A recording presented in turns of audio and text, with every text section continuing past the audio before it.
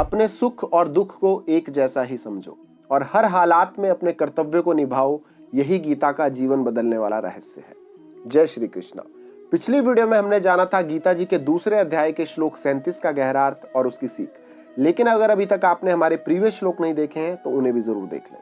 तो अब समय है आगे बढ़ने का और जानते हैं गीता जी के दूसरे अध्याय के श्लोक 38 को। तो चलिए शुरू करते हैं श्लोक 38।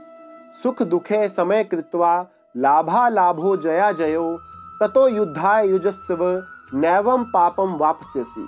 अर्थात भगवान श्री कृष्ण अर्जुन से कहते हैं कि हे अर्जुन, अपने सुख दुख, लाभ हानि और हार जीत इन सब बातों को सिर्फ एक ही नजरिए से देखो और इन सबको एक मानकर अब युद्ध करने के लिए तैयार हो जाओ, क्योंकि यही तुम्हारा क्षत्रिय धर्म है और यही तुम्हारा कर्तव्य है।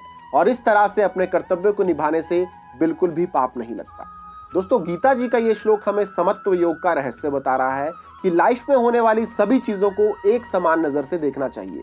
हाँ, ये बात अलग है कि ह्यूमन नेचर है कि वो खुशी में खुश और दुख में दुखी हो जाता है, लेकिन इन सब बातों से उठकर सभी बातों को एक नजरिए से जो समझे वही जिंदगी का असली विजेता होता है। लाइक आपने भी देखा होगा कि एक स्टार्टअप का जो कोई एक फाउंडर होता है, जब वो अपने बिजनेस को शुरू करता है और अगर वो फेलियर में भी सीख ढूंढ रहा है और सफल होने पर भी घमंड नहीं कर रहा है, तो इसे कहते हैं एक नजर से देखना। यानी कि वही व्यक्ति अपनी जिंदगी में बिना टेंशन के आगे बढ़ सकता है और इसी को समत्व कहते हैं कि सब फेलियर और सक्सेस दोनों के समय अपने आप को संतुलित रखना।